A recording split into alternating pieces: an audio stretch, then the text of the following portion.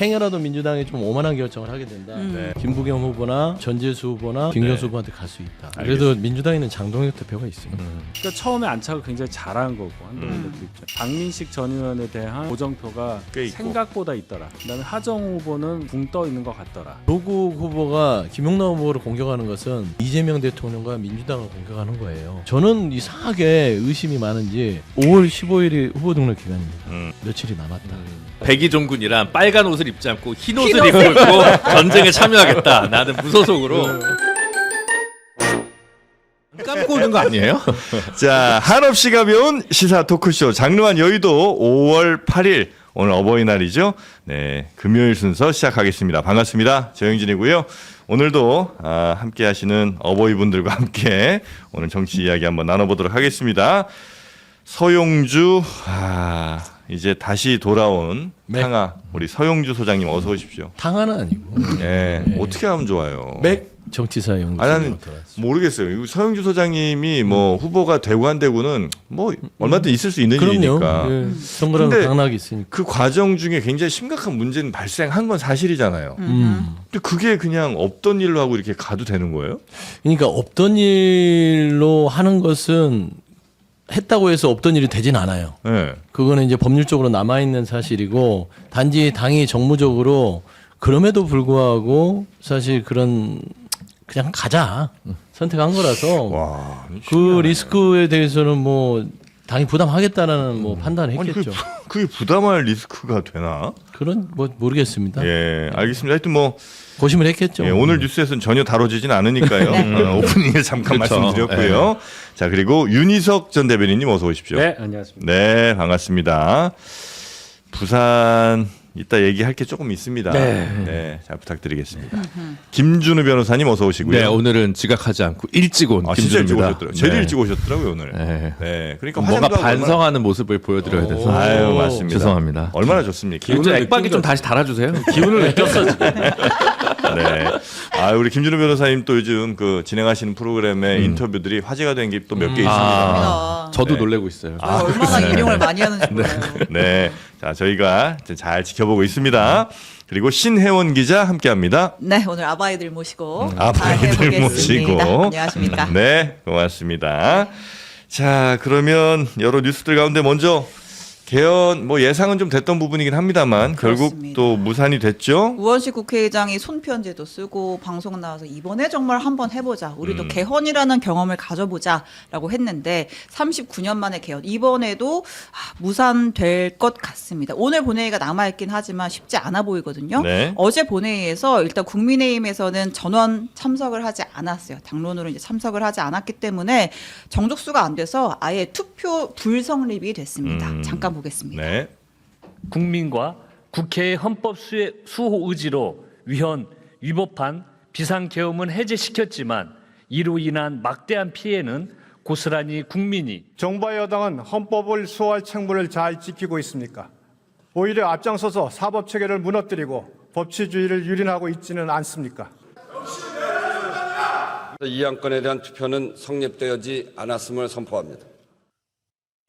네. 짧게 이번 개헌안 내용 설명을 드리면 네. 개엄을 할 때 대통령 마음대로 할 수 없도록 국회의 통제 요건을 강화하는 내용이 있었고 네. 또 부마 민주항쟁, 5.18 민주화 운동을 헌법 전문에 명시하는 내용들이 있었어요. 그러니까 말인즉슨 굉장히 선거 앞두고 민감한 권력구조 개편 같은 내용은 빠지고 뭐 소위 여야의 무쟁점 사안들이 이번 개헌안에 담겼는데 이마저도 이제 좀 투표 자체가 성립되지 못한 결과를 낳았고요. 네. 관련해서 이제 청와대가 유감이다. 이제 국힘의원들이 좀 책임감을 가지고 투표에 참여를 해줬으면 좋겠다. 오늘 재투표에는 꼭 참여해달라라는 입장을 밝혔고 이 반대로 야권에서 그러니까 국민의힘에서는 이거는 졸속 개헌이라는 입장이고 또 하나 지금은 뭐 민감한 사안이 없지만 앞으로 이재명의 독재 그러니까 이제 그런 권력구조 개헌을 하기 위한 빌드업이다. 이렇게 보는 거예요. 네. 그렇기 때문에 참석할 수가 없고 참여할 수가 없고 이재명 대통령이 직접 연임 불가를 선언해야만 한다라는 얘기까지 했습니다. 이어서 듣고 얘기할게요. 네.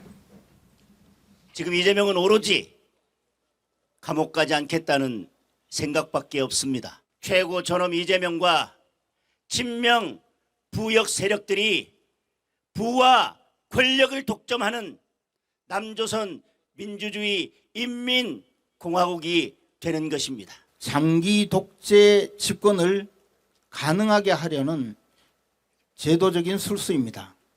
이 공소 취소 특검과 개헌이 성공한다면 정말 꿈에도 생각하고 싶지 않은 괴물 총통 독재 국가가 될 것입니다.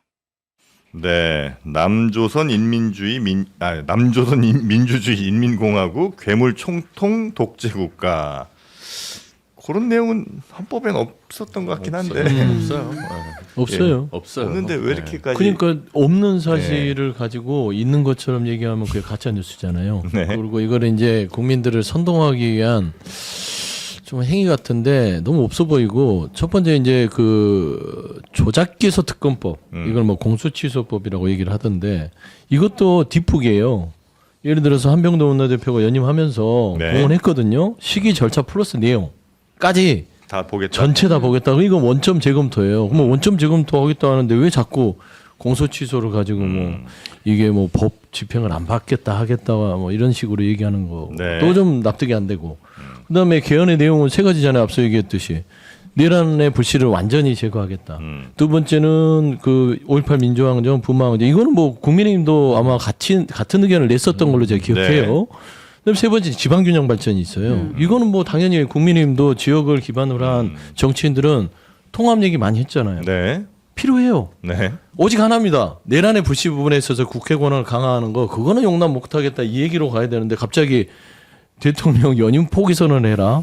그건 논의되지도 않았고 네. 아예 뭐 그거는 긴 시간을 가지고 권력구조 개편을 해야 되기 때문에 조금 저희 가서 무슨 얘기, 누구한테 무슨 얘기를 하고 있는지 네. 모르겠어요. 권력 연장할 일도 없지만 만약에 설령 개헌한다 하더라도 해당 대통령은 포함 안 되는 거 안 아니에요? 되죠. 개헌하더라도. 그렇게 돼 있죠 헌법에. 예. 네, 근데 128조에 그렇게 돼 그거는 있죠. 조금 과한 공격은 아니었을까 싶은데. 과하게 생각할 여지가 많죠. 예. 근데 그 얘기는 이제 우리 헌법이 경성 중에 경성 헌법이잖아요. 네. 헌법 개정이 정말 어려운 나라인데 개헌의 물꼬를 트게 되면 또 개헌하기가 쉽고 그때는 이런 내용이 들어가지 않을까라는 걱정을 미리 중간 단계 생략하고 말씀하신 걸로 저는 이해를 합니다. 개헌에 지금 들어간 개헌안의 내용에 대해서 반대할 분은 저는 없을 거라고 봐요. 그러니까 이 내용에 대한 얘기가 아니라 다른 얘기를 하면서 지금 국민의힘 의원들이 반대를 하잖아요. 네. 기본적으로 이렇게 생각을 해요. 개헌에 관련해서는 재적 3분의 2가 찬성을 해야 하니까 국민의힘 의원들의 10명 넘는 분, 한 12명 정도의 찬성을 필요로 하는 상황이니 민주당에서 정말 개헌안 통과를 절실하게 생각을 한다면 국회 분위기를 그런 쪽으로 끌고 오는 정치력 발휘가 먼저 선행되었어야 하지 않느냐는 지적을 안 할 수가 없어요. 솔직히 말씀드려서 네. 조작 기소 관련한 그 저희는 이제 공소취소 특검법이라고 하는 네. 그 법안에 대해서도 뭐 박성준 의원 같은 경우는 엄청나게 활약을 하면서 설화도 일으키고 국민들은 국민이 뭐 모른다. 모른다. 그런 상황에서 며칠 지나지도 않아서 여기에 대해서 개헌은 다른 얘기니까 개헌 같이 합시다라고 하면 가뜩이나 이 국회는 출범하자마자 개헌 때문에 서로 엄청난 갈등을 겪었던 상황이어서 잘 안 될 것이다. 그러면 이 개헌 통과를 위한 빌드업을 진짜 빌드업을 했었어야 하는 게 아니냐는 생각이 들고 한병도 원내대표가 얘기하는 것을 얼마나 믿을 수 있을 것이냐. 그냥 원내대표 얘기예요. 원내대표. 누군지도 잘 모를 수 있잖아요. 더 위에서 얘기를 해줘야 됩니다. 거기에 대해서는 대통령이.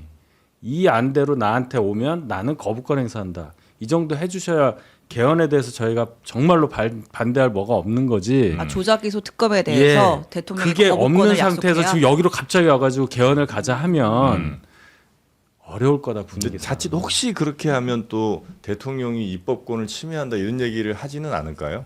그렇지 뭐가요? 않아요? 그러니까 예를 들어서 법안 이렇게 하지 말고 다르게 만들어 오세요 이렇게 하는 것이 야당에선 또 아니 저는 그건 글쎄요, 아닌가요? 그럴 수 거기까지 생각 안 해봤는데 거부권 지난번 대통령 권한이니까. 네, 재판중지법 때는 대통령을 거부권이 있으니까.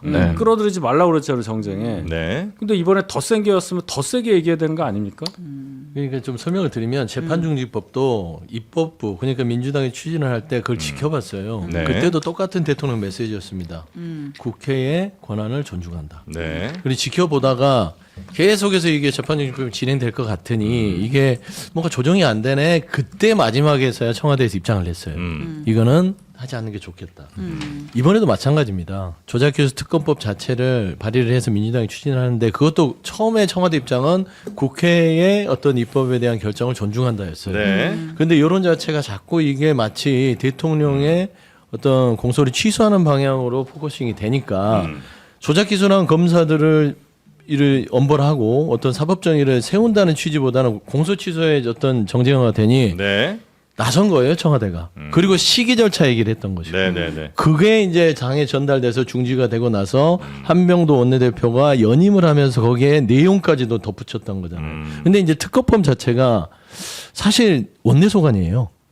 뭐 그렇죠. 그러니까 네. 원내 소관이기 때문에 원내대표가 그 정도 얘기를 하면 사실상 원점 재검토라고 선언한 거와 다름없고 네. 정청래 대표도 일단은 중지하는 걸로 얘기를 했기 때문에 저는 사실 이제 이 공소취소법에 대한 논란은 네. 뭐 이 선거 기간에는 없다고 봐요. 확실히 근데 선거를 포기하고 이렇게 하시니까 평론이 훨씬 풍성해지는 거 아니에요? 많이 불쌍한가요? 네, 전보다 자유롭네. 네, 지난 몇 주보다 훨씬 좋아지고 매끄러졌어요. 네. 조금 더 각이 서 있고. 네. 더 포기하겠습니다. 네. 근데 이제 어쨌든 그 뭐 무슨 연임 뭐 이런 거 있잖아요. 네. 그건 좀 제발 그건 무슨 얘기냐면 지금 본인들이 개헌 저지선인 100석을 넘게 갖고 있는 정당이 이 말을 왜 하냐? 아, 우린 28년 총선에 100석이 안 될 것 같아요라는 얘기예요. 너무 불안해. 그게 아니면 왜 이 얘기를 하냐고. 어차피 이거 그냥 그때 그런 안이 오면 그냥 또 반대하면 막으면 되는데. 되는데. 그래서 네. 좀 이해를 못 하겠는 거예요. 그래서 28년 총선이 자신이 없나?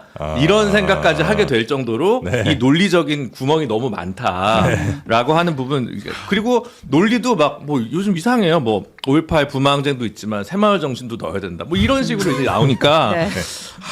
그래서 새마을 네. 아 이제 국민의힘에서 그렇게 얘기가 나와요. 그러니까 이제 제가 지금 없는 말을 뭐 하는 게 새벽정에 아니라 올릴 수도 있지. 근데 그걸 헌법에 담을 수는 없지. 2025년에 헌법에 담기는 좀 지금 좀 생뚱맞죠. 제 4조 예. 네, 새벽 선거 중이 오늘 앞두고 시간 끌었어요. 그래서 시간 하여튼 끌었어. 요거는 좀 네, 아닌 것 같고 좀 근데 과하다. 이제 윤희석 대변인 얘기 조금만 그래도 마지막에 이분하기 위해서 네. 조금 보태주면 하기 위해서. 한지아 의원이 어젠가 인터뷰하는 거 보면 네. 자기 당에도 이런 걸 생각할 수 있는 사람들이 있는데 좀 룸이 너무 안 준다 여당에서. 그러니까 어쨌든 헌법은 최고의 타협, 정치적 타협의 최고 난이도 있잖아요. 네. 근데 이제 저는 당연히 이걸 다 해야 된다고 하고 불참하는 사람 다 이상한 사람들이라고 생각하지만 최소한의 어떤 뭐랄까 당위로만 접근하지 말고 뭔가 이렇게 딜도 가끔은 필요할 수도 있다 정치라는 것이. 근데 이제 우원식 의장은 좀 뜻이 있었던 것 같지만 네네네. 민주당에서는 좀 그런 부분에서는 좀 부족하지 않았냐. 그냥 너 반대하네? 내란 정당이야. 요렇게만 가면 요거는 이제 명료하게 부결로 가는 것인데. 예. 하지만 그렇다고 해서 그럼 국민이 받았겠냐? 그렇게 생각하지 그러니까 않습니다. 딜이 가능할까? 저도 그렇게 생각하지 않는데 예. 다만 조금 더 많은 정치력을 보여줬다면 조금 더 이것에 대한 국민적인 여론의 지지세가 네. 민주당한테 더 유리하게 작동하지 알겠습니다. 않았을까? 네, 헌법. 네. 근데 민주당의 그런 뭐 따끔한 지적은 뭐 새길만 해요. 네. 뭐 정치력을 발휘하는 거는 정치의 장이 열려 있으니까 네. 발휘하는 거 당연히 뭐 채워야 됩니다. 하지만 저는 최소한 불성립이 되게 아예 당론으로 정해서 못 들어가게 하는 거 네. 그거는 채무가 아니라고 봐요. 그리고 국민의힘 내에서도 장동희 대표만 아니라면 충분히 우원식 의장이든 민주당에서 얘기하자고 했을 거예요. 네. 근데 장동희 대표가 지금 얘기할 만한 상대냐고요. 그 당내에서도 왕따인데 얘기를 할 수 있는 상황이 아니에요. 그러다 보니까 차라리 네. 자율투표로 붙여서 참석을 하고 말씀한 대로 좀 나름대로 개헌에 대해서 판단할 수 있는 의원들이 저는 12명에서 있다고 봐요. 있죠. 저는 그거를 알았기 때문에 당론으로 못 들어가게 한 거다. 저는 그 부분이 장동희 대표가 네. 정말 국민의힘을 벼랑 끝으로 몰고 있다. 장동혁 대표 지키자고 하신 분들 아니에요? 저는 안 지켜요.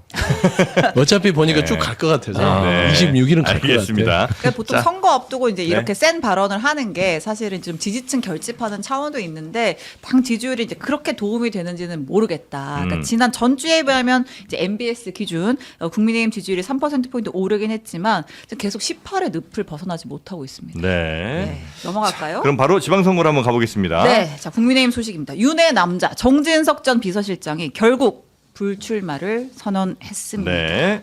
평당원으로 돌아가서 백의종군 하겠다라고 얘기를 했고요. 이 결정 내리기 전에 사돈이죠.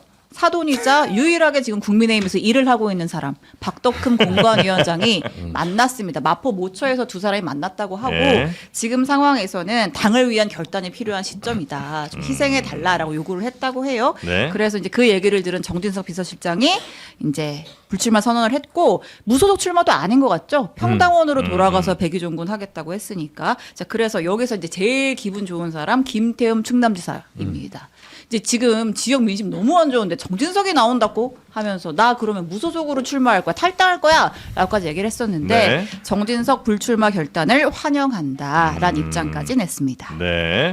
여기가 김태흠, 뭐 장동혁, 정진석 이런 저 역학구도가 좀 있는 모양이더라고요. 아, 충남의 맹주들. 그렇죠. 예. 누가 이제 맹주가 되느냐, 혹은 자칫 김태흠 지사가 이번에 잘 안 되고 삐끄덕하게 되면 나중에 장동혁 대표의 지역구로 또 돌아갈 수도 있다 등등의 뭐 이런 얘기들도 많이 나오는 것 같은데 뭐 당에서는 어떻게 좀 평가를 하고 계십니까? 이번 결정에 대해서? 일단 그런 상황까지 예측을 해서 네.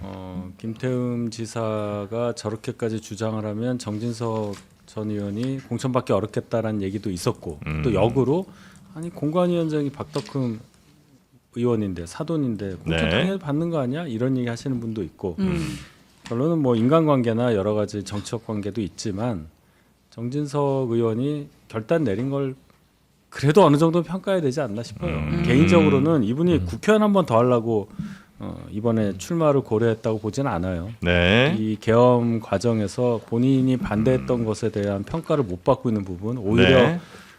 역으로 뭔가 그 오해받는 부분이 괜히 속상했을 것이다. 근데 제가 늘 생각하는 건데 개인적인 어떤 이유로 인해서 본인의 어떤 억울함이나 그러한 뭐 사법적인 것을 정당화하기 위해서 뭐 출마해서 선택을 받는 걸로 치환한다.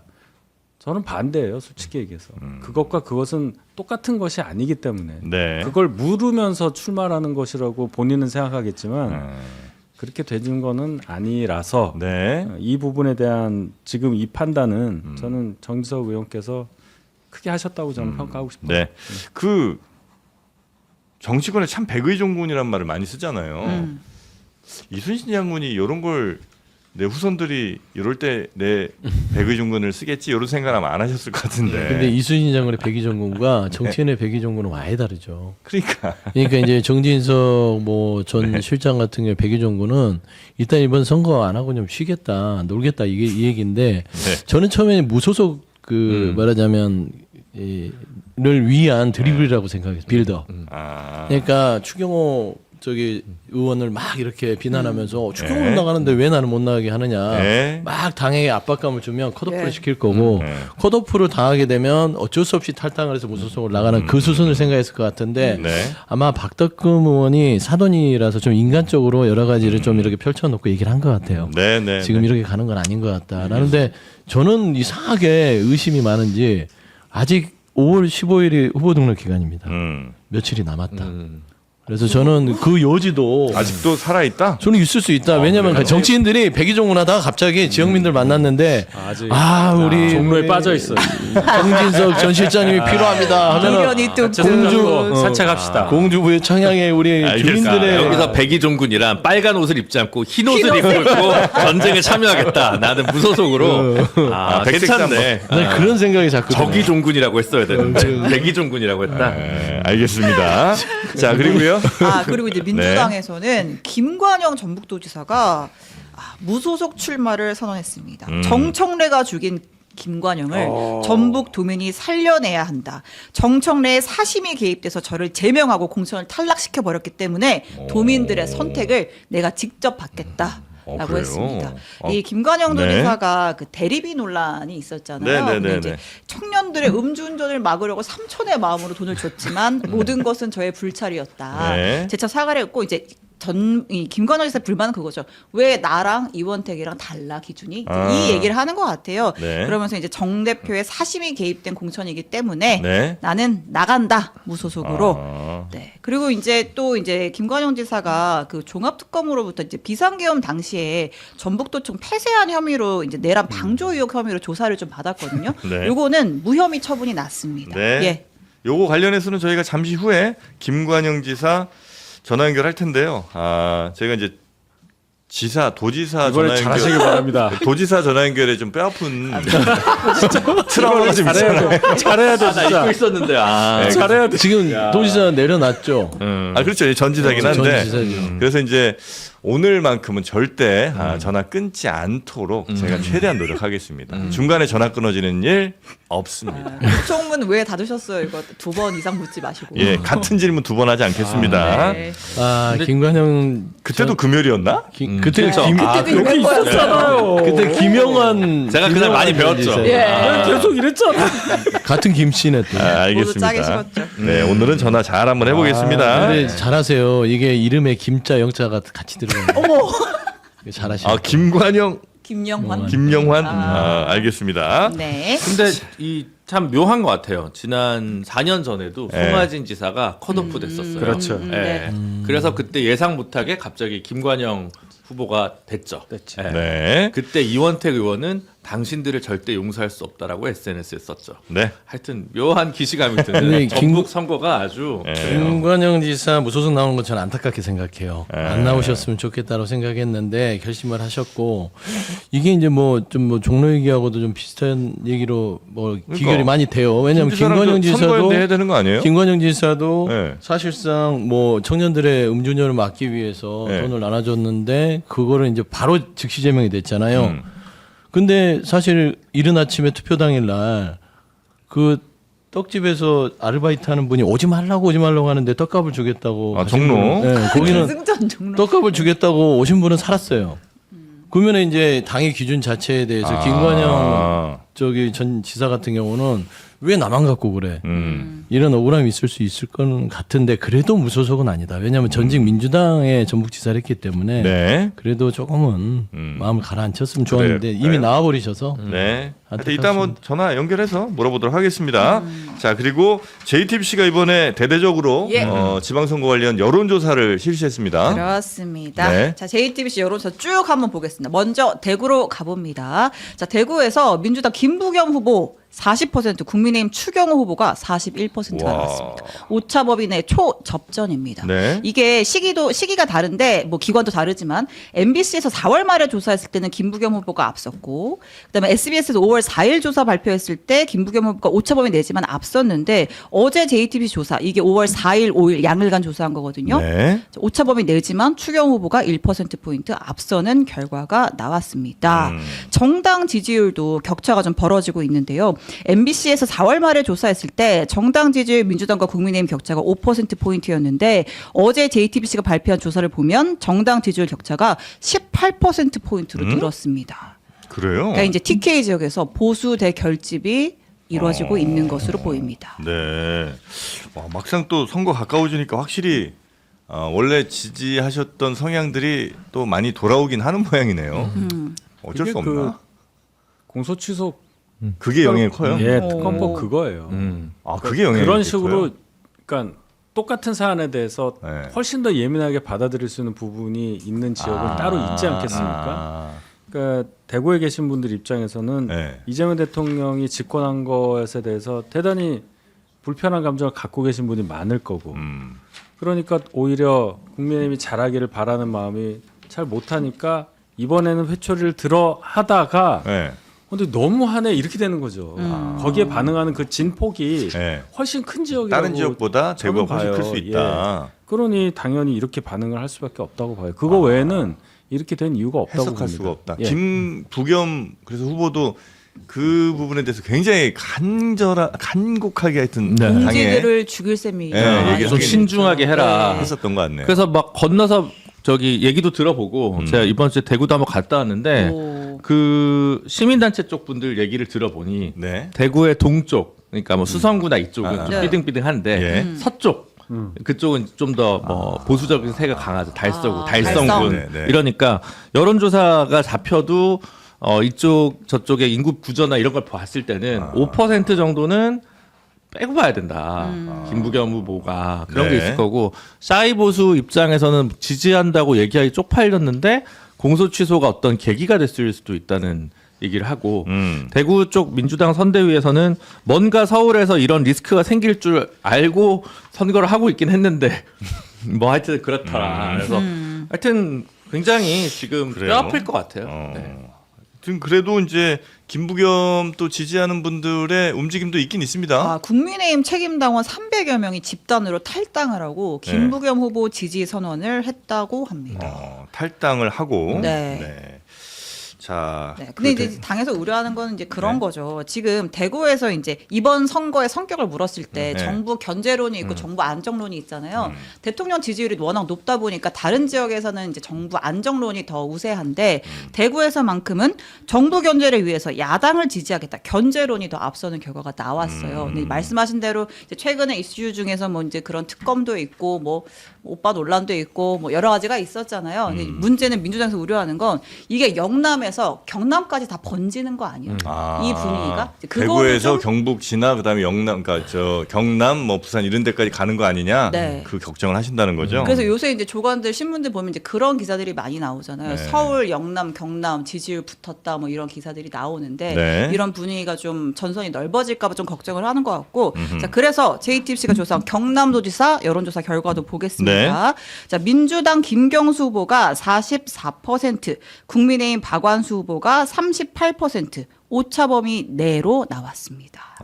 이것도 차이가 좀 줄어든 거죠? 네, 그렇습니다. 여기는 네. 이제 진보당의 전희영 후보가 있는데 만약에 이제 양자 대결이다라고 봤을 때는 47%, 39%가 나왔습니다. 조금 더 벌어지긴 합니다만 예. 그러니까 이제 진보당 표가 민주당으로 좀 더 가는 것 같기는 흡수가 합니다만 되는, 네. 여튼 오차범위 내에 있는 것 같아서 그렇습니다. 마음 놓을 수는 없는 상황이다. 양자 대결하면 오차범위 박이긴 합니다. 양자 대결은 네. 아 그런가요? 네, 알겠습니다. 네. 8%니까 네, 8%니까 오차 범위가 3.5니까 7이니까 7까지니까 네. 아, 오차범위 살짝 살짝 벗어났네요. 벗어나요. 네. 자 경남 지지율도 지금 조금 붙는 것 같고요. 그래도 경남 지지율 정도면 네. 역대 선거에서 꽤 괜찮은 오. 지금 현재 출발이에요. 네. 그러니까 TK, PK를 우리가 너무 여론조사가 전체적으로 봤을 때 국정 지지도에 반해서 처음에 초반에 스타트가 놀랄 정도로 민주당이 앞서는 결과들이 나왔잖아요. 네. 그거는 그냥 여론조사일 뿐입니다. 선거가 되면 붙어요. 특히 대구 같은 경우도 아까 뭐 40대 41로 나와서 일단은 뭐 추경호 후보가 조금 앞선 걸로 나왔지만 대구에서 저 정도 붙어서 시작하는 거는요 정말 나쁘지 않은 처음 있는 일이죠. 네, 처음 있는 일이에요. 네, 그래서 네, 네. 지금 이제 민주당이나 여러 가지 지역에서 후보들은 정말 죽을 각오로 하긴 하겠으나 국민의 눈높이에 맞는 판단들을 계속 고심고심해야 돼요. 내가 하는 이 판단이 당에서 하는 어떤 발언이 어떤 결정이 과연 국민의 눈높이에 부합하는가 이 자체가 가장 예민하게 작용하는 데가 TK, PK입니다. 네. 그걸 보고 계세요. 그래서 행여라도 민주당이 좀 오만한 결정을 하게 된다. 그러면 그게 바로 김부겸 후보나 예를 들면 전재수 후보나 네, 네, 김경수 네. 후보한테 갈 수 있다. 그러니까 다른 지역들은 큰 상관이 없을 수도 있으나 민감도가 높죠. 이게. 특히나 대구, 뭐 경북, 뭐 부울경 이런 데들은 훨씬 더 크게 민감합니다. 작용될 수 있다. 네. 아무것도 하지 않는 것이 가장 김부겸, 김경수, 전재수를 도와주는 일일 것이다. 누가? 뭘 해야지 선대위 네? 발표 주원 10일 없습니다. 날은. 주원 없어요? 주원 없습니다. 네. 네요. 8월 전당대회 있어서 참을 수가 없어 그분은. 아, 참을 수가 그분이요. 없어. 네, 그래도 민주당에는 장동혁 대표가 있습니다. 네. 분발하고 있습니다. 지금. 자, 아까는 얘기가 국감까지 다르지 않습니까? 서로 꺼냈을 때 쓰는 거지 뭐. 서로 상대당의 당 대표를 의지하고 있는 그런 상황인데. 남북 관계 같아요. 자, 그리고 자, 부산 북갑이요. 네, 국감으로 여기 조사 결과가 재밌습니다. 음. 3자 대결로 봤을 때 부산 북갑 하정우 37 오차범위 바깥에서 1등입니다. 그리고 2등이 박민식 한동훈 1% 포인트 격차로 그러니까 정확하게 1강 2중 구도인 것 같아요. 이 네. 조사 결과로만 봤을 때는. 네, 접전 양상이고요. 근데 양자 대결로 가면 이 결과가 전혀 달라집니다. 하정우 박민식으로 간다라고 하면 하정우 44, 박민식 39가 나오고요. 네. 한동훈으로 간다라고 하면 하정우 42, 한동훈 36이 나옵니다. 어느 쪽으로든 그러니까 박민식이든 한동훈이든 어느 쪽으로든 합쳐지면 하정우와의 격차가 오차범위 내로 좁혀지는 겁니다. 아, 그래요. 네. 그러면 단일화할 가능성이 꽤 높은 그러니까 여론조사 지금 결과만 보면 이 조사만 봤을 때 단일화를 해야만 이길 수가 있는 거예요. 그렇죠? 예. 그런데 부산 북갑은 또 다녀오셨죠? 네, 저 매주 갑니다. 아, 매주 가시고 부산 북갑 분위기는 지금 하루하루가 좀 다릅니까? 거기 뭐 하루 갔다고 해서 분위기를 안다고 그러면 제가 늘 선거의 체크하실 거 신이죠. 아니에요. 그러니까 그렇게 얘기하는 건 굉장히 오만한 얘기고 저는 거기에 계속 쭉 계신 분들이 어떻게 느끼냐를 물어보러 가는 거예요. 사실. 예, 제가 가면 다 좋다고 그러죠. 근데 진짜로 계신 거기서 분들. 일을 하고 네. 직접 선거에 이렇게 관여하면서 예민하게 보는 분들이 몇 분이 계셔서 네. 계속 들어보면 그분들 말씀 뭐라고 그러세요? 그러니까 처음에 안착을 굉장히 잘한 거고 한동훈 대표 입장에서 그건 굉장히 놀라운 거고. 네. 근데 생각보다 저는 가감없이 얘기를 할게요. 네. 박민식 전 의원에 대한 그 고정표가 꽤 있고. 생각보다 있더라. 예. 생각보다 있더라. 그다음에 하정 후보는 아직 붕 떠 있는 것 같더라. 요 정도가 거의 비슷해요. 그래서 이 여론조사 결과가 저 입장에서 조금 미흡하다고 보는 면도 있지만 그 정도 보고 안 좋다고 보고 안 좋은 조건을 다 넣은 상태에서 전략을 짜서 가고 있는 중이다. 근데 뭐 전망은 꽤 좋다. 아, 그래요? 이런 얘기를 이제 하더라고요. 한동훈 후보는 초반 안착을 잘했다. 박민식은 생각보다 고정표가 있더라. 고정표가 꽤 크더라. 하정우 후보는 조금 떠 있는 것 같더라. 요 정도가 이제 예. 총평이라는 거죠. 네. 근데 이제 뭐 인생사도 그렇지만 말년 좋아야 돼요. 네? 초반에 고생하는 거는 좀 젊은 고생을 하고 네. 말년 좋아야 되는데 네. 사실 하정 후보 같은 경우는 초반에 신구식 호되게 좀 치렀죠. 아하. 우리가 다 알다시피. 네. 근데 이제 점점 이제 안착이 돼가면서 네. 사실상 본인이 좀 이제 버떡 정신을 차리고 선거 모드로 간 거예요. 거기에 그 다 지금 그 총량이 지원 사격이 다 된 게 아니고 전재수 후보가 좀 나서기 시작했고 네. 거기에 김영춘 전 해수부 장관이 또 이렇게 옆에서 또 지원 사격을 하면서 네. 부산 내에서의 어떤 입지가 하정우 후보에게는 조금씩 안정화되고 있다. 근데 이제 한동훈 후보, 박민식 후보 같은 경우를 평가하면 박민식 후보 같은 경우 컨벤션이 있는 것 같아요. 네. 이제 국민의힘 후보가 됐고 그 다음에 여론조사를 돌리면 국민의힘이라는 간판 효과가 있어요. 있겠죠. 예, 무소속 한동훈, 예. 국민의힘 박민식 하면 네. 간판을 보고 찍는 사람들이 있을 거라서 네. 이 부분들이 이제 이 수치로 나타나는 것인데 사실 보면은 박민식 후보가 이 단일화를 안 하고 저 수치로 계속 간다면 확장성은 없을 것 같아요. 딱 저만큼일 거다. 예, 딱 저만큼이 그대로 선거에 갈 가능성이 높다. 네네네. 근데 한동훈 후보 입장에서는 허들이 두 개잖아요. 하정 후보만 넘는 게 아니라 박민식. 장동혁이 보낸 박민식이 허들을 넘고 나서 하정우한테 가야 되기 때문에 네. 저는 그런 부분에서는 조금은 좀 리스크를 안고 가는 상황이다. 네. 그 한동훈 후보는 지금 최근 제일 논란된 건 그 정형근 전 의원이라고 아시죠 누군지? 네. 왜 하신 거예요? 영입을. 아 후원회장으로. 네. 그 지역 일단은- 3선이니까 했겠죠. 지역 조직이 없으니까. 삼선님은 다 해요? 아니 그러니까 왜 했냐고 물어보면 그냥 그렇게 이렇게 얘기하는 거고 그게 맞냐라고 하면 전 틀렸다고 생각하지만 예. 맞냐라고 하면 중앙정치 기준으로 볼 때 아니 이렇게 논란의 인물을 굳이 네. 할 필요가 네, 있느냐, 네, 네. 뭐 이미지가 맞냐, 뭐 여러 가지 얘기를 할 수 있겠는데 네. 이렇게 생각을 합니다. 네. 중앙에서 이거 되게 크게 보고 막 얘기하지만 네. 결과적으로 지역 선거예요. 유권자 12만에 예. 재보궐선거 투표를 감안하고 뭐 하면 제가 볼 때는 3만 표만 얻으면 네. 당선 가능성이 있다고 예. 보거든요. 그 상황에서 예. 이분이 박민식 의원 전에 3선을 했던 의원이고 예. 지역 평가가 굉장히 좋대요. 지역에선? 아직도 지역에서 이분을 기억하신 분들이 많고 네. 추천을 많이 받은 데다가 뭐 여러 논란이 있겠지만 그 이력에 다 동의해서 어떤 분을 영입하거나 그러진 않잖아요. 정치권에서.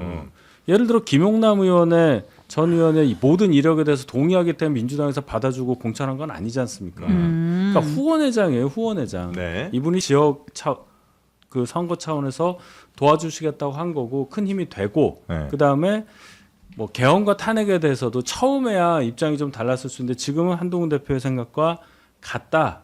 이런 대화를 통해서 당연히 후원회장으로 모실 수 있는 상황이 됐다. 저는 그렇게 생각을 하고 이렇게 네. 뭐 후원회장, 명예선대위원장 얘기하다 보면 후보가 안 보이고 또 글로 가요. 막 중앙정치처럼. 그러니까 부산에 계신 분이었으니까 후원회장으로 한 거 아니에요.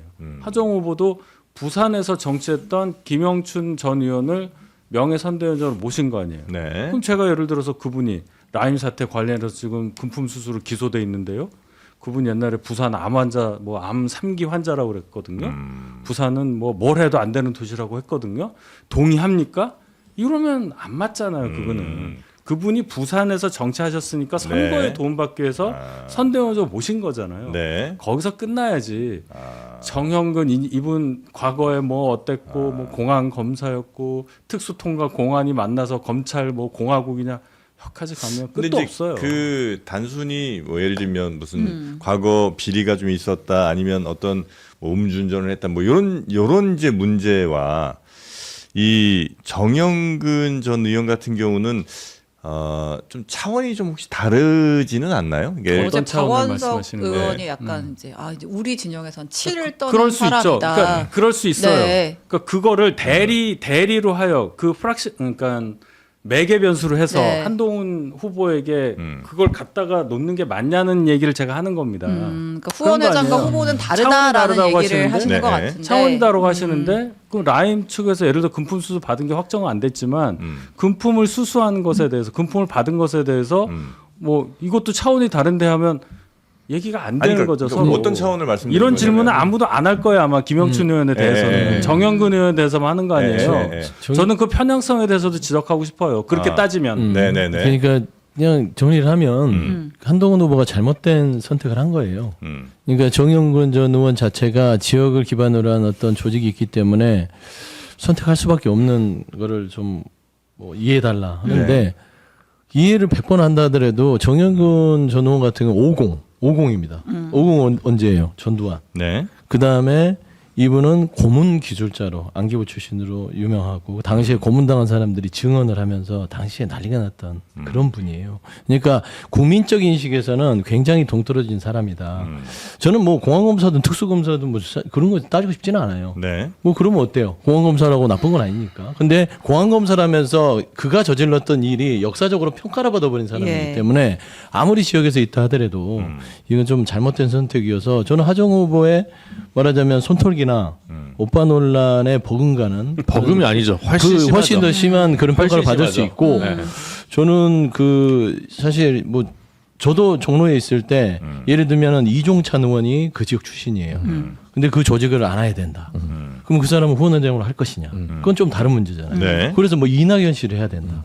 근데 그걸 하면은 안 된다니 그런 전략적인 판단을 하는 거예요. 그렇기 때문에 이거는 좀 정무적으로 실수를 좀 한 부분은 인정을 하고 좀 저는 네. 이걸 정영근 후원회장하고 이해를 해서 바로 잡아도 뭐 후배 도와주려고 왔으면 후원회장을 내려놔도 되지 않을까 저는 그런 생각이 들어요. 네. 아니 어쨌든 이게 그러니까 공안 검사가 아니라 이제 안기부에서 활동한 검사이기 때문에 사실 이제 민주화 운동이나 그의 어떤 일들을 기억하시는 분들 입장에서는 이거는 한동훈은 뭔가 합리적 보수에서 스탠스를 잡고 있는 줄 알았는데 안 그런 거야? 뭐 검사 DNA가 더 센 거야 이런 식으로 사고할 수밖에 없어요.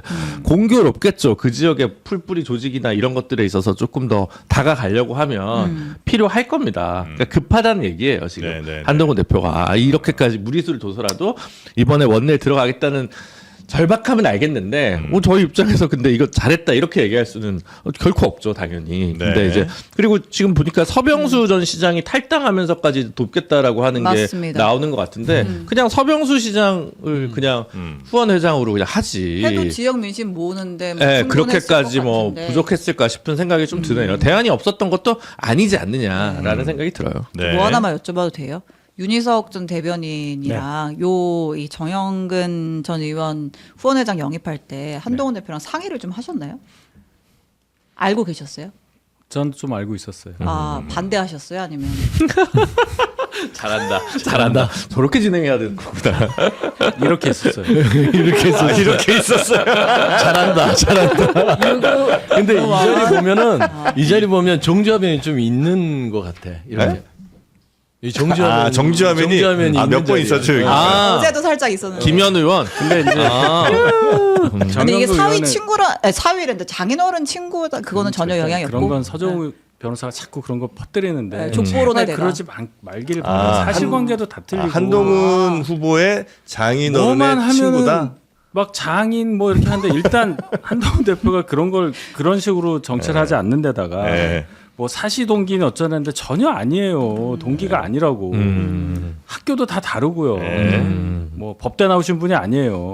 특별히 뭐 그런 예, 거 아니다. 그러니까 제발 그렇게 생각하지 않으시길 바라고 저도 처음에 정영근 의원이요?라고 생각을 했는데 네. 자, 일단 북갑에 3선을 하신 분인데 제가 맨 처음에 말씀드린 그 부분 지역의 유권자들이 굉장히 많이 기억을 하고 있더라.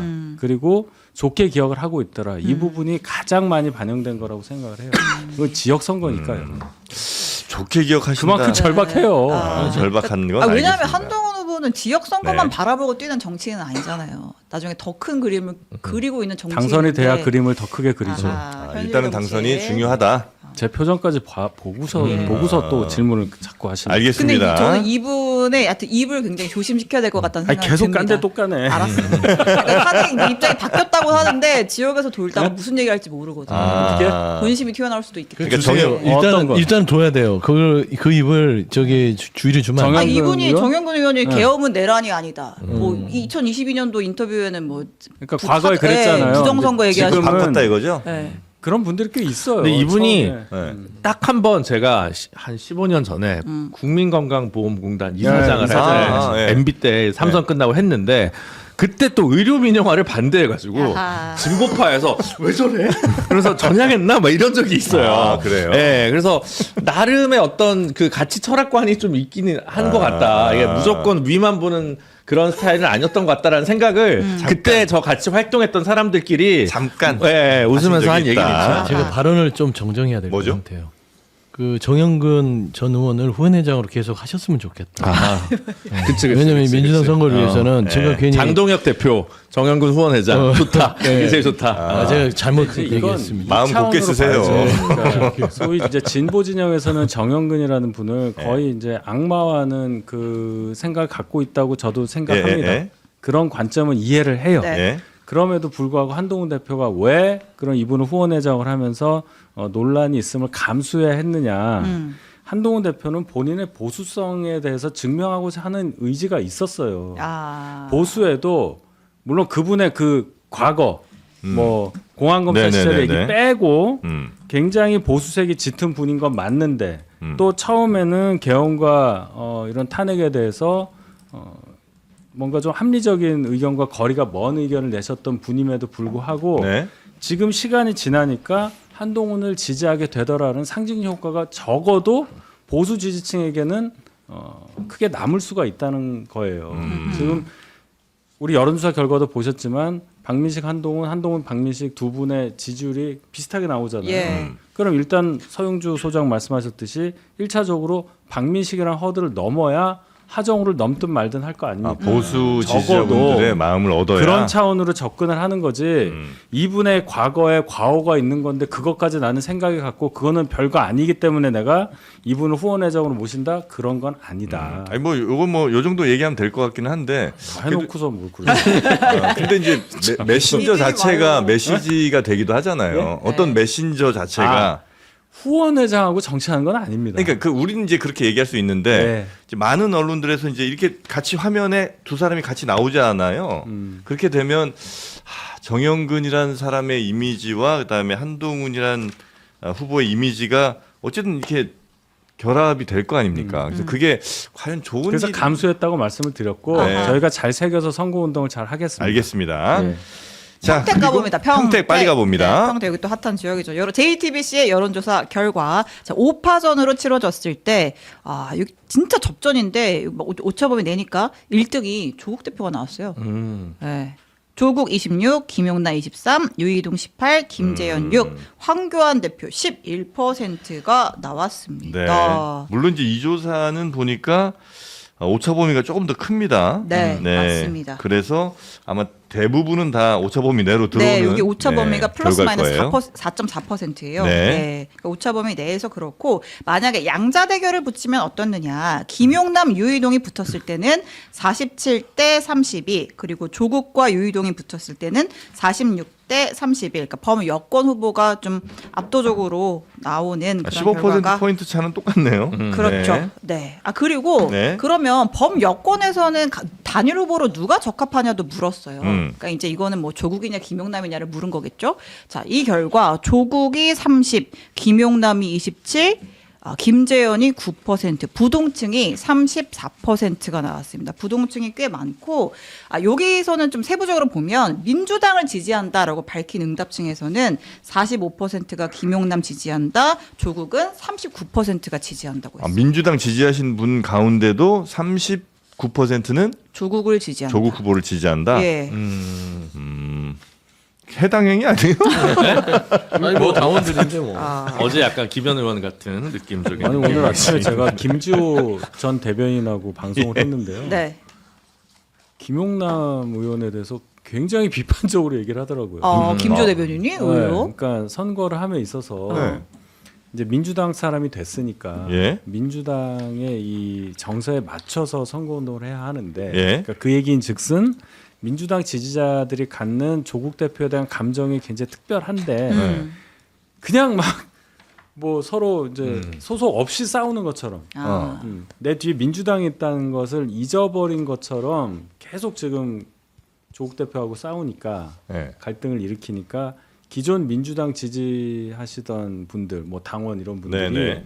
김용남 의원을 다시 보고 지지세가 좀 떨어져 나간다. 아, 뭐 이런 그래요? 얘기를 굉장히 세게 하더라고요. 그렇게 되면 정청래 대표가 뭐가 되냐 막 이러면서 어제 저도 그런 방송 같이 했었는데 네. 그렇게 보시더라고요. 네, 그러니까 굉장히 이제 세죠. 엄청나게 검증을 세게 들어가고 있잖아요. 조국 혁신당 차원에서 김용남 의원한테 들어가고 있는데 예. 김용남 의원이 그거를 뭐 이제 저랑도 인터뷰에서 뭐 사람 질리게 해요 뭐 이렇게까지 했는데 네.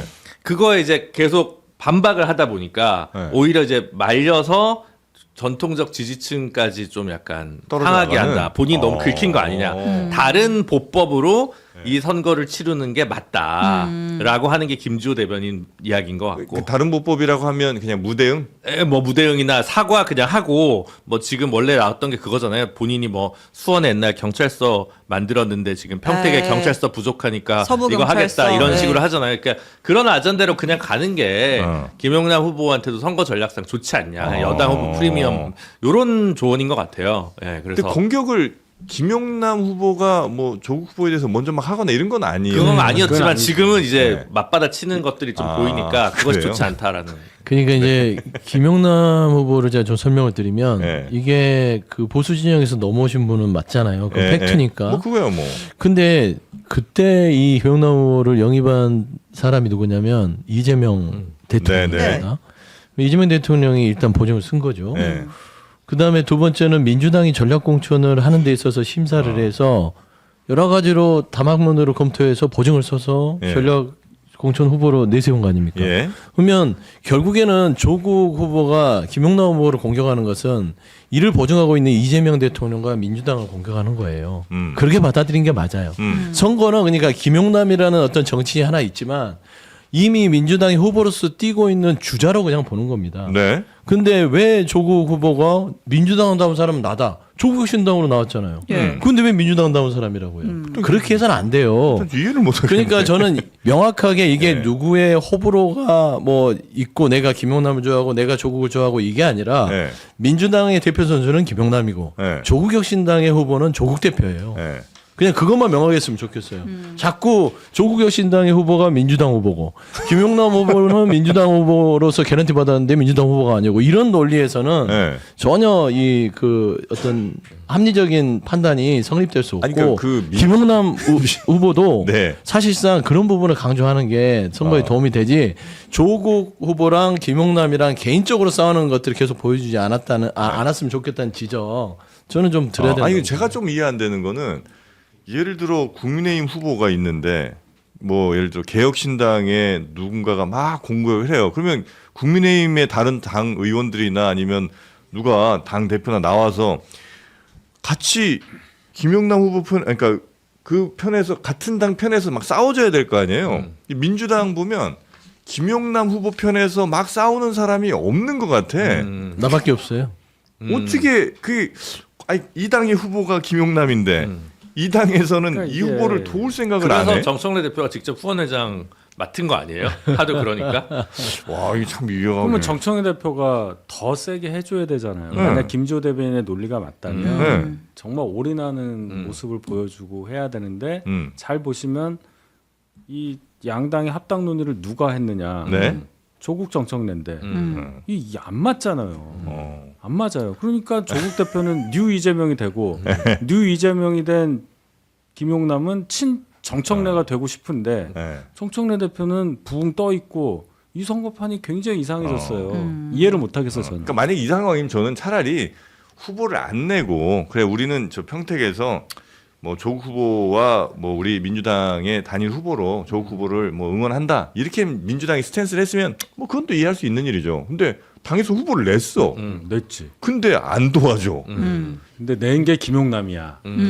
와 이게 좀 이해하기 어려운데. 아 근데 우리가 생각하는 거랑 그 진짜 민주당원의 정서랑 다른 그럼요. 거예요. 그러니까 우리는 이렇게 봤을 때 아니 김용남 후보 캠프의 그 문구가 그거예요. 이재명의 선택 김용남이에요. 맞아. 그러니까 대통령이 밀어줬고 후원회장은 당 대표고 민주당의 공식 후보인데 조국 혁신당의 조국 후보는 내가 더 민주당 사람입니다라는 그렇지. 식으로 선거 유세를 하고 근데 그게 당원들한테는 먹히니까 이런 조사가 나온다는 거 아니겠어요? 그러니까 그래. 조국 대표는 내가 여기 살던 사람인데 잠시 이사 가가지고 조합원 지위가 없는데 김용남이 줍줍했다 지금. 그래서 이제 분양권 가지고 싸우는 거 아니냐 그런 거죠. 분양권. 네, 네. 알겠습니다. 또 뉴스들이 좀 더 있는데 지금 마침 또 김관영 지사와의 전화 연결이 좀 된 모양입니다. 그래서 잠시 김관영 지사 꿀잼 각이야 이제.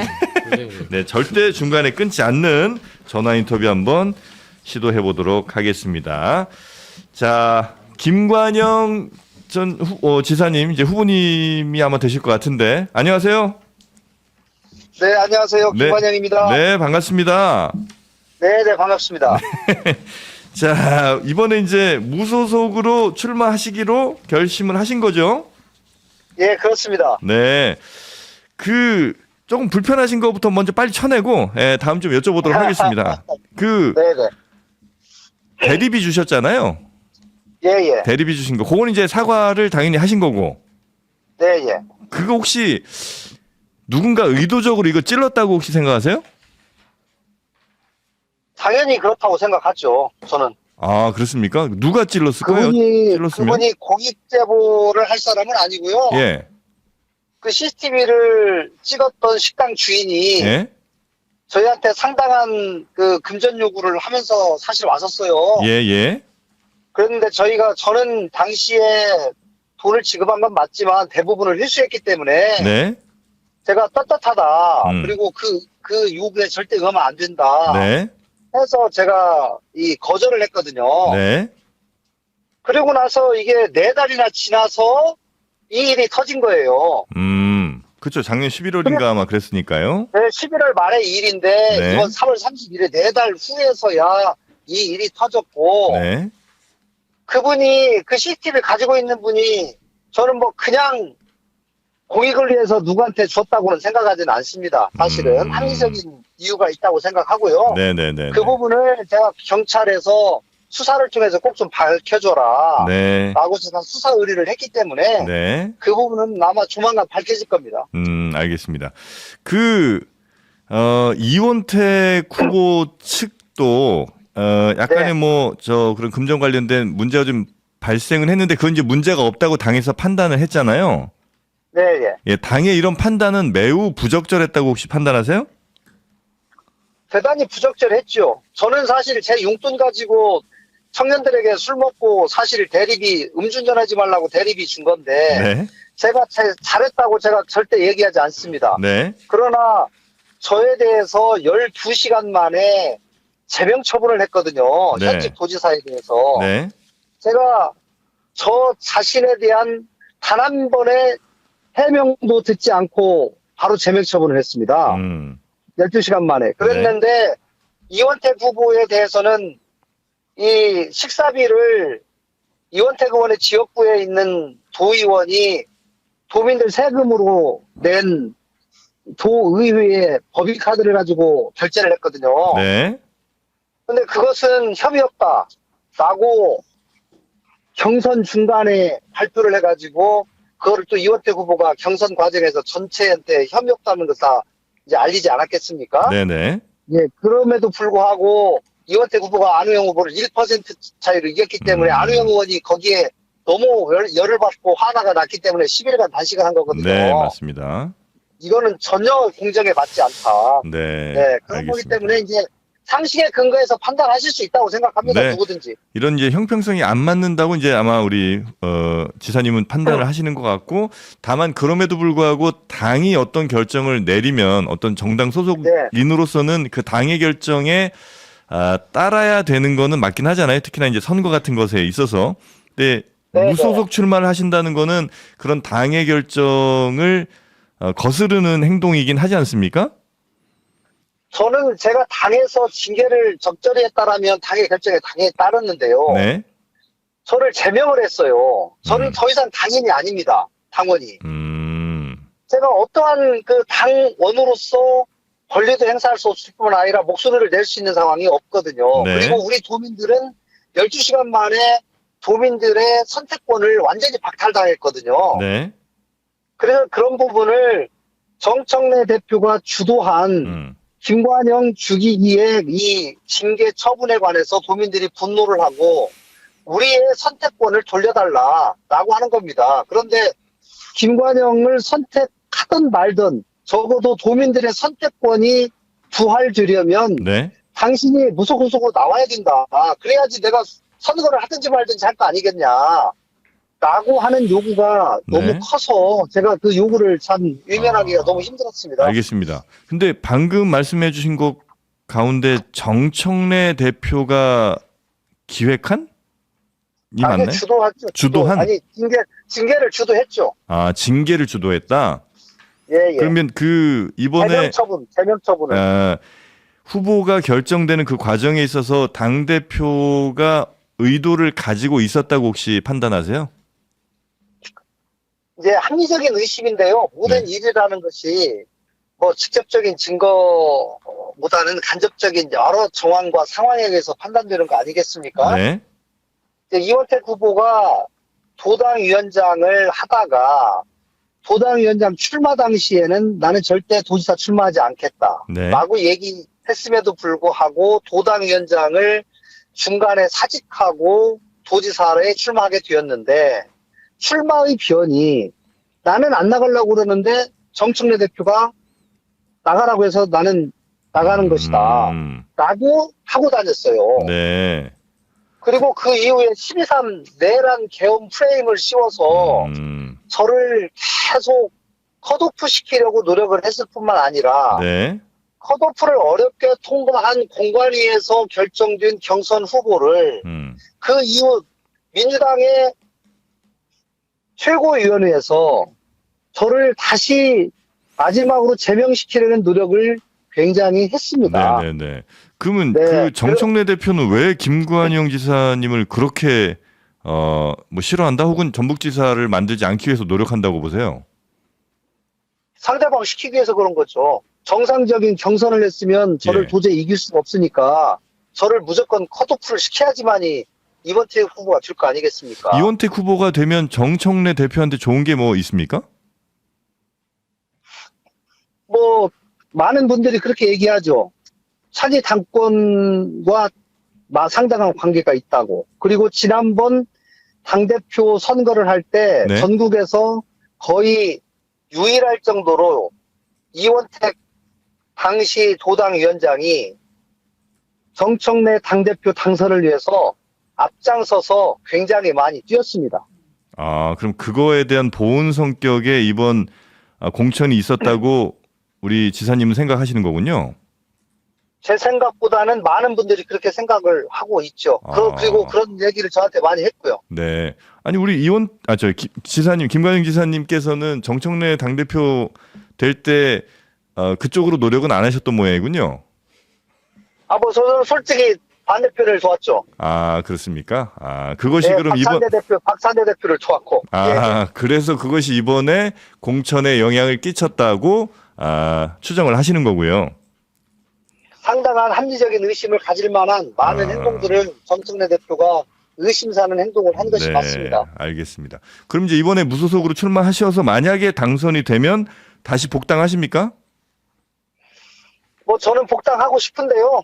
복당을 최종적으로 결정하는 것은 민주당의 이제 여러 절차가 있는데 네. 저는 먼저 그 제명 처분에 관해서 그 선거 기간이기 때문에 제가 정상적인 징계 절차가 아니라 비상징계라는 절차를 통해서 12시간 만에 제명이 돼버렸기 때문에 네. 선거 기간이 끝나면 정상적인 징계 절차에 의해서 회부하여서 다시 이의 신청을 할 수 있는 기회가 있거든요. 근데 그런 절차까지 염두에 두고 있습니다. 네, 알겠습니다. 그 끝으로 요거 하나 제가 갑자기 궁금해서 그 식당에서 CCTV 찍히셨잖아요. 네네.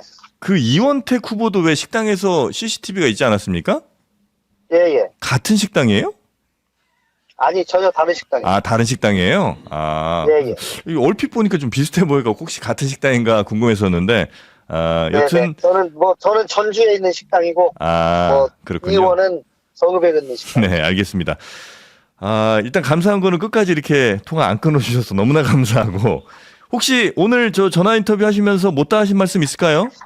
끝으로. 내란 특검이 어제 저녁에 무혐의로 나왔어요. 네. 그래서 그동안 사실 뭐 저의 명예뿐만 아니라 우리 도민들 민주주의 성지인 전북에서 내란 특검 프레임 때문에 도민들이 굉장히 마음고생을 많이 했거든요. 도지사가 어떻게 그럴 수가 있냐라고 어떤 분들은 네네. 의심도 하고 네. 또 공직자들이 거기에 가담한 거 아니냐라는 의심도 받고 9명이나 가서 특검에 나가가지고 수사까지 받았거든요. 네.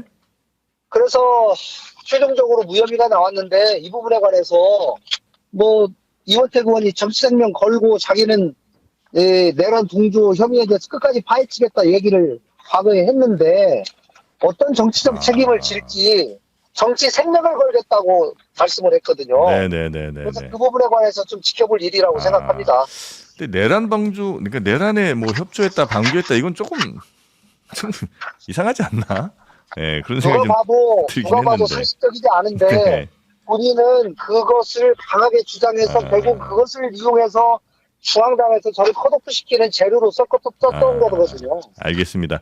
자, 일단 오늘은 뭐 저희가 전화 인터뷰 했는데요. 나중에 혹시 시간이 가능하면 한번 저 스튜디오 오시면 더 좋겠습니다. 네, 감사합니다. 네, 고맙습니다. 예.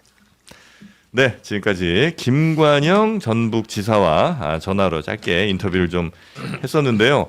와, 당대표가 그런 과거에 받았던 도움을 보훈하기 위해서 이런 공천의 의도를 갖고 이런 결정을 내렸다는 말씀이 꽤나 좀 충격적이어서 물론 이제 주장이긴 합니다만 어떻게 또 당이 대응할지도 한번 좀 여쭤보긴 해야 되겠네요. 당원이 아니라고 하셨으니까. 네. 예. 근데 이분 굉장히 부드럽네요. 누가요? 이런 질문에도 잘 예. 넘어가시고. 또 끊었어야 됩니까? 그러면? 그 얘기는 아닙니다. 이거 하실 거 하신 청주 건데. 쪽에 계신 분을 먹이는 발언 같은데. 왜 그래요? 여기 좀 해줘요 이거. 자, 김관영 기사 인터뷰 있었고요. 그 얘기는 아니에요. 네, 이어지는 뉴스 좀 소개해 주실까요?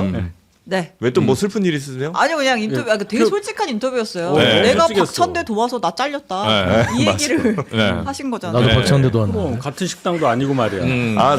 서영주. 여기도 박찬대도 왔어요.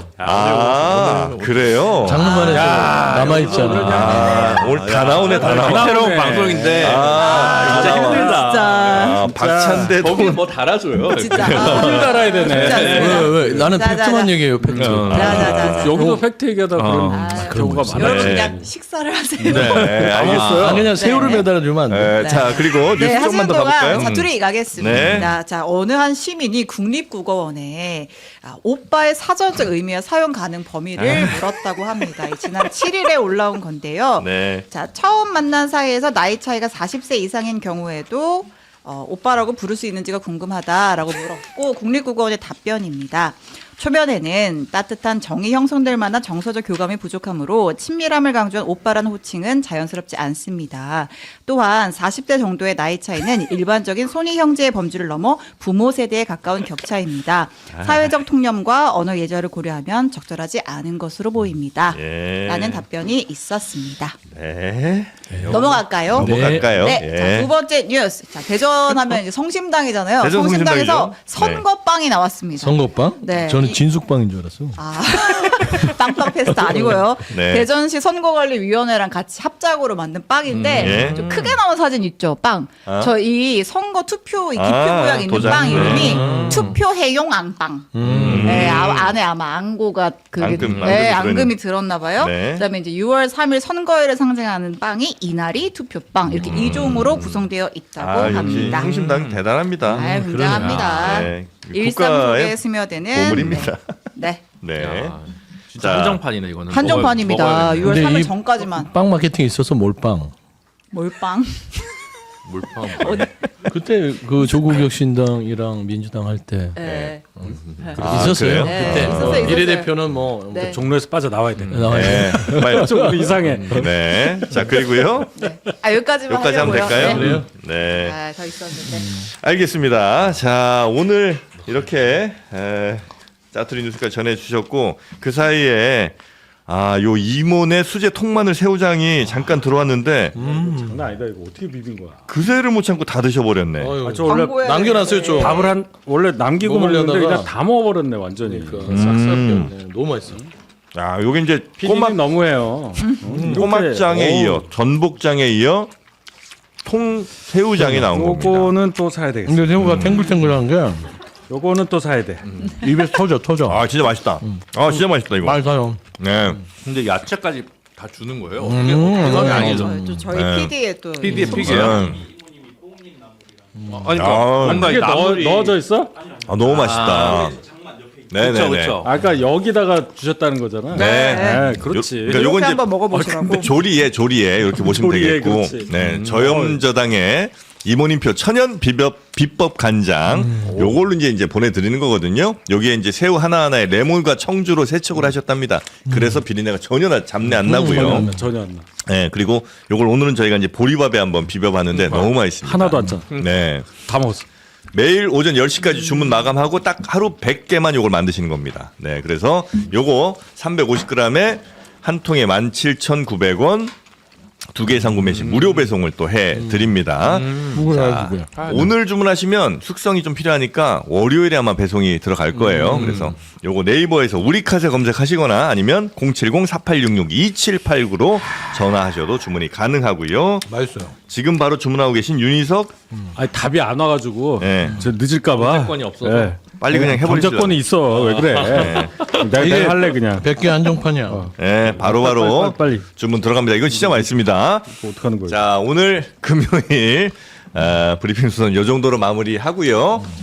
다음 주 금요일에 또 뵙도록 하겠습니다. 세 분 늘 고맙고요. 감사합니다. 주말 잘 보내십시오. 잘 고맙습니다. 먹었습니다. 감사합니다. 네, 고맙습니다.